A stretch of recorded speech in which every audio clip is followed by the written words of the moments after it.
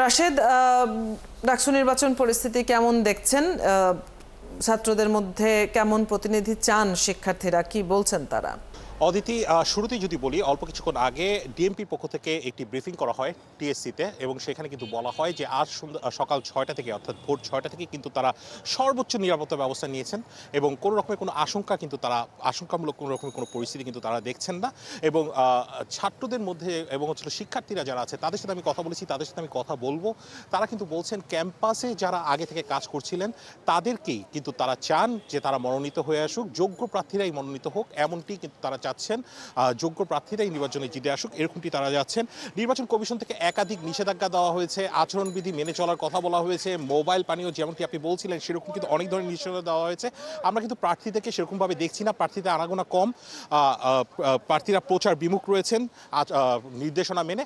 আমরা যদি একটু কথা বলার চেষ্টা করি, শিক্ষার্থীরা এখানে কিন্তু প্রতিটি অলিগলি থেকে শুরু করে ঢাকা বিশ্ববিদ্যালয়ের সব জায়গায় ডাকসু নির্বাচন নিয়ে কথা, রাত পোহালেই নির্বাচন শুরু হবে। শিক্ষার্থীদের সাথে যদি কথা বলি, কেমন প্রার্থী চান? আমি এমন একজন প্রার্থী চাই যা আমাদেরকে ঠিকমতো প্রতিনিধিত্ব করবে, এমন একজন প্রার্থী যা শুধু দলীয় স্বার্থ নয়, দলীয় স্বার্থ বাদ দিয়ে শিক্ষার্থীদের স্বার্থে কাজ করবে। শিক্ষার্থীদের যেসব সমস্যা রয়েছে যা আমরা প্রশাসনের কাছে সরাসরি বলতে পারি না, তারা যেন একটা ব্রিজের মতো কাজ করে সেই দাবিগুলো প্রশাসনের কাছে পৌঁছে দেয়, এমন একজন প্রার্থীকেই আমরা বেছে নিচ্ছি। নারীদের আবাসন সংকট মেটানো নিয়ে প্রার্থীরা অনেক আশ্বাস দিয়েছেন, কি বলবেন?